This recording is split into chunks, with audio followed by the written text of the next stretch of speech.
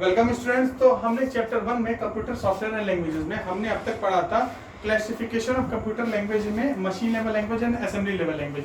हमने उसके एडवांटेज और डिसएडवांटेज भी डिस्कस किए थे। तो अब हम पढ़ते हैं हाई लेवल लैंग्वेज में। हाई लेवल लैंग्वेज में पढ़ते हैं, ठीक है। तो हाई लेवल लैंग्वेज होता क्या है? A program written in high level language has English like instructions. तो जो भी प्रोग्राम हाई लेवल लैंग्वेज में होता है उसमें इंग्लिश लाइक इंस्ट्रक्शन होते हैं, मतलब जो इंस्ट्रक्शन होते हैं ना वो इंग्लिश के फॉर्म में हो सकते हैं, ठीक है ना, इंग्लिश में हो सकते हैं। These are relatively closer to a programmer rather than the machine, and thus it has concentrated more on the domain of the program rather than the architecture of the computer. तो देखो ये जो language होती है ना वो programmer को easily समझ में आती है मशीन लेवल लैंग्वेज के द्वारा। तो पता है तो प्रोग्रामर डोमेन पे फोकस कर सकता है, मेन प्रोग्राम पे फोकस कर सकता है rather than उसके आर्किटेक्चर पे फोकस करने की कि कैसे कैसे रहेगा, ठीक है ना। तो अब इसके एडवांटेजेस क्या क्या है और डिसएडवांटेजेस क्या क्या है। तो सबसे पहला है कि हम एडवांटेजेस पढ़ेंगे, ठीक है ना। एडवांटेजेस क्या क्या है? It is easier to write programs in high level language as compare to assembly and machine level language. High level language में प्रोग्राम लिखना बहुत ही आसान होता है कंपेरिजन में असेंबली लेवल लैंग्वेज और मशीन लेवल लैंग्वेज के। पहला एडवांटेज है the program codes are less complex and has simple to read and understand. जो प्रोग्राम कोड्स हैं वो सिंपल होते हैं और कॉम्प्लेक्स भी नहीं होते, ठीक है ना, अच्छे से हम अंडरस्टैंड कर सकते हैं। Debugging a program written in high level language is easier. Debugging मतलब जो उसमें एरर्स है उसको रिमूव करना, डिबग करना। तो कंप्यूटर प्रोग्राम्स में कई बार एरर्स भी होते हैं तो उसको डिबग करते हैं। तो उसमें क्या है ना, डिबगिंग बहुत इजी है क्योंकि अपने लैंग्वेज में लगभग लिखा रहता है तो हम समझना हमको आसान होता है, ठीक है ना। इंग्लिश लाइक लैंग्वेज होता है, इंग्लिश में लिखा होता है इंस्ट्रक्शन, ठीक है ना, तो समझना आसान होता है। डिसएडवांटेजेस क्या क्या होते हैं? Converter software like interpreters and compilers are required to convert the source code written by the programmer into codes which can be understood by the machine. इसमें इंटरप्रेटर की जरूरत होती है और असेंबलर की जरूरत होती है, ठीक है ना। असेंबलर और इंटरप्रेटर की जरूरत होती है जो कि कन्वर्ट करते हैं, बेसिकली इनका यूज करते हैं, ठीक है ना, इनका यूज करते हैं इस सारी लैंग्वेजेस को कन्वर्ट करने में, मशीन लेवल लैंग्वेज में कन्वर्ट करने में, ठीक है ना। असेंबली में कन्वर्ट करने में क्या करते हैं, असेंबलर का यूज़ करते हैं, ऐसे कंपाइलर का यूज़ करते हैं। तो ये डिफरेंट चीज़ें, कंपाइलर भी है उसका यूज़ करते हैं, ठीक है ना। High level language to low level language conversion में हम कंपाइलर का यूज़ करते हैं। हाई लेवल लैंग्वेज में कुछ लिखा है तो लो लेवल लैंग्वेज बनाने के लिए कंपाइलर का यूज़ करते हैं। खैर वो आपके उसमें नहीं है, सिलेबस में आपके उतना नहीं है, ठीक है, डीप में नहीं है, लेकिन अभी जान लो कि इन सब चीज़ों का भी यूज़ करते हैं हाई लेवल लैंग्वेज से लो लेवल लैंग्वेज में कन्वर्जन के लिए। It takes up additional storage space to store the object codes। इसमें एडिशनल स्टोरेज भी होता है ऑब्जेक्ट कोड्स को स्टोर करने के लिए, ठीक है ना। The response time of high level language is more. Response time more होगा, क्यों? Response time high level language का क्यों ज़्यादा होगा? क्योंकि आपको हाई लेवल लैंग्वेज को मशीन लेवल लैंग्वेज, पहले मशीन को समझने के लिए उसको मशीन लेवल लैंग्वेज में होना चाहिए ना, तो पहले कन्वर्जन होगा मशीन लेवल लैंग्वेज में, तब मशीन उसको समझेगा, तब आपको रिस्पॉन्स देगा। तो रिस्पॉन्स टाइम आपका इसमें बढ़ जाता है, ठीक है ना। सम ट्रांसलेटर प्रोग्राम्स, कुछ ट्रांसलेटर प्रोग्राम जो यहाँ पे लिखे हैं, असेंबलर, कंपाइलर, इंटरप्रेटर, ठीक है ना, ये लैंग्वेजेस को ट्रांसलेट करते हैं, ठीक है ना। High level to low level, assembly level to machine level, ये सब ट्रांसलेट करने के काम आते हैं, ठीक है ना। ये जितने भी असेंबलर, कंपाइलर, इंटरप्रेटर है इसके बारे में पढ़ते हैं, ठीक है ना। As we know that the computer can understand only machine level language, so when we type programs in the language other than the machine level language, we need a translator program to convert program codes into machine code। देखो हम किसी भी language में programme लिखें उसको machine code में, machine level language में लिखना ही पड़ता है, क्योंकि अगर नहीं लिखेंगे तो वो कंप्यूटर को समझ में नहीं आएगा। इसके लिए डिफरेंट प्रोग्राम्स होते हैं जिनका हम यूज करते हैं, जिसको जो भी लैंग्वेज को ट्रांसलेट करता है मशीन कोड्स में, ठीक है ना। We need a translator program, ठीक है। सम ऑफ दिस ट्रांसलेटर, कुछ ये ट्रांसलेटर प्रोग्राम नीचे दिए गए।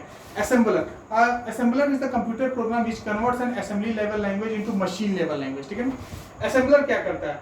असेंबलर मशीन लेवल लैंग्वेज को असेंबलर क्या करता है? असेंबली लेवल लैंग्वेज, जो असेंबली लेवल लैंग्वेज होता है उसको मशीन लेवल लैंग्वेज में ट्रांसलेट का काम करता है, ठीक है ना। सबसे ऊपर होता है हाई लेवल लैंग्वेज, फिर होता है असेंबली लेवल लैंग्वेज, फिर होता है आपका क्या कहते हैं, मशीन लेवल लैंग्वेज। तो असेंबलर असेंबली लेवल लैंग्वेज से मशीन लेवल लैंग्वेज में ट्रांसलेट करने का काम करता है, ठीक है ना। Compiler, it is a translator program to convert high level language into machine level language. आपको पता है सबसे ऊपर हाई लेवल लैंग्वेज हम मान रहे हैं, बीच में असेंबली लेवल लैंग्वेज, नीचे मशीन लेवल लैंग्वेज। तो असेंबली लेवल लैंग्वेज से मशीन लेवल लैंग्वेज में कौन ट्रांसलेट करता है? असेंबलर। हाई लेवल लैंग्वेज से मशीन लेवल लैंग्वेज, लो लेवल लैंग्वेज में कौन ट्रांसलेट काम करता है? आपका कंपाइलर, ठीक है ना। तो it translate the whole program at once, that is it generate the object code for the program along with a list of errors if any, the execution is very fast, ठीक है ना। ये तुरंत ही इसका जो होता है ना, ये तुरंत ही एक ही साथ जो कंपाइलर होता है एक ही साथ पूरे प्रोग्राम को हाई लेवल लैंग्वेज से मशीन लेवल लैंग्वेज में ट्रांसलेट कर देता है एक ही साथ, और उसके बाद से कुछ अगर एरर भी होगा तो वो आपको एरर भी बता देगा, ठीक है ना, और ऑब्जेक्ट कोड भी जनरेट करेगा।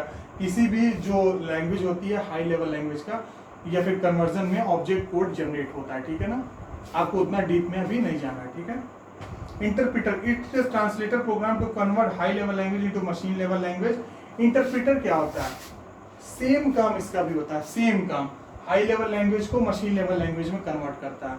तो आप पूछोगे डिफरेंस क्या हुआ कंपाइलर और इंटरप्रिटर में, कंपाइलर और इंटरप्रिटर में डिफरेंस क्या हुआ, क्योंकि दोनों हाई लेवल लैंग्वेज से लो लेवल लैंग्वेज या उसको मशीन लैंग्वेज भी कहते हैं, लो लेवल लैंग्वेज भी कह सकते हैं, मशीन लेवल लैंग्वेज भी, तो दोनों तो सेम ही काम कर रहा है। मैंने आपको एक चीज़ बताई है, कंपाइलर एडवांस पूरा जितना भी आपका कोड है उसको पूरा एक साथ मशीन लेवल लैंग्वेज में कन्वर्ट करता है, पर इंटरप्रिटर लाइन बाय लाइन एक लाइन को पहले कन्वर्ट करेगा, फिर दूसरी लाइन को करेगा, फिर तीसरी लाइन को, और कंपाइलर एक ही साथ सबको कन्वर्ट कर देगा और आपका जो एरर है वो बता देगा। देखो, it converts one line, execute the instruction and then repeat procedure for the remaining instruction. एक लाइन है इंटरप्रिटर का, एक लाइन को कन्वर्ट करेगा उसको मशीन लेवल लैंग्वेज में, जो भी इंस्ट्रक्शन है उसको रीड करेगा, उस पर परफॉर्म करेगा, फिर अगले वाले लाइन को कन्वर्ट करेगा, ठीक है ना। Errors if any are to immediately remove, जैसे ही अगर कोई एक लाइन में एरर होगी, एक लाइन बाय लाइन कर रहा है तो उस लाइन में एरर होगी तो उसको रिमूव करेगा, हम उसी टाइम पे उसको रिमूव करते हैं। Converted form is not stored anywhere and has to be generated at the time of execution of the program. जो भी जो कन्वर्टेड फॉर्म है ना इसका, जो लैंग्वेज का, वो क्या कहते हैं, वो कहीं स्टोर्ड नहीं होता है, ठीक है ना, और जब भी एग्जीक्यूशन के टाइम पे जब भी प्रोग्राम को एग्जीक्यूट करवा रहे हैं तो उसी टाइम पे उसको जनरेट करते हैं। Interpreter programs are slow in execution speed and are preferred for beginner. तो जो इंटरप्रिटर प्रोग्राम्स होते हैं वो स्लो होते हैं। देखो, कंपाइलर क्या होता है, तुरंत एक ही साथ पहले कर देता है, कुछ एरर होगा तो बता देगा और उसके बाद आप रन करवा सकते हो। इसमें क्या है, लाइन बाय लाइन टाइम लगता है उससे, ठीक है ना। ये स्लो होता है और बेसिकली बिगिनर्स इसका यूज करते हैं, ठीक है, बिगिनर्स के लिए यूज होता है, ठीक है। तो अब जो नेक्स्ट टॉपिक है आपका वो है टाइप्स ऑफ प्रोग्रामिंग लैंग्वेज। जो आपका नेक्स्ट टॉपिक है वो है टाइप्स ऑफ प्रोग्रामिंग लैंग्वेज, ठीक है।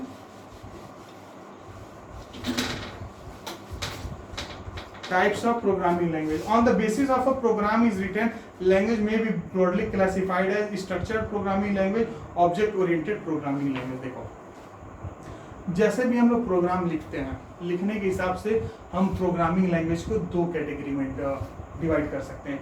एक होता है स्ट्रक्चर्ड प्रोग्रामिंग लैंग्वेज, एक होता है ऑब्जेक्ट ओरिएंटेड प्रोग्रामिंग लैंग्वेज, ठीक है ना। Structured programming language, object oriented programming language. ध्यान से देखना, यहाँ से अगर कोई भी कंप्यूटर साइंस में अगर बीटेक करना चाहता है किसी अच्छी आईआईटी से या फिर अच्छी एनआईटी से या फिर ट्रिपल आईटी से, ठीक है ना, triple IT Indian institute of information technology, ये भी टॉप कॉलेज होते हैं। तो इनमें से अगर किसी को अगर बीटेक करना है कंप्यूटर साइंस में, टॉप ब्रांच होती है पूरे ऑल मतलब इंडिया में, सभी आईआईटी एनआईटी ट्रिपल आईटी में कंप्यूटर साइंस टॉप ब्रांच होती है। तो अगर उससे बीटेक करना पड़ेगा तो यहाँ से बेसिकली आपका जो जर्नी है वो शुरू हो जाता है। और प्रोग्रामिंग से आपका जर्नी शुरू हो जाता है। प्रोग्रामिंग को मेनली आपको फोकस करना होता है। तो देखो, प्रोग्रामिंग में मैं आपको बता देता हूँ कि बेसिकली जो प्रोग्राम हम लोग लिखते हैं उसको दो ब्रॉड क्लासिफिकेशन करते हैं। एक होता है स्ट्रक्चर्ड प्रोग्रामिंग लैंग्वेज, एक होता है ऑब्जेक्ट ओरिएंटेड प्रोग्रामिंग लैंग्वेज, ठीक है ना। अब देखो, स्ट्रक्चर्ड प्रोग्रामिंग लैंग्वेज होता क्या है, ठीक है ना। In structured programming language the problem to be solved is broken down into small task that can be written independently. देखो, स्ट्रक्चर प्रोग्रामिंग लैंग्वेज में क्या होता है कि जो भी हम लोग प्रॉब्लम होते हैं उसको छोटे छोटे टुकड़ों में बांट लेते हैं और उसके बाद से उसको अलग अलग लिख देते हैं। छोटे छोटे टुकड़ों में बांटेंगे, अलग अलग लिखेंगे।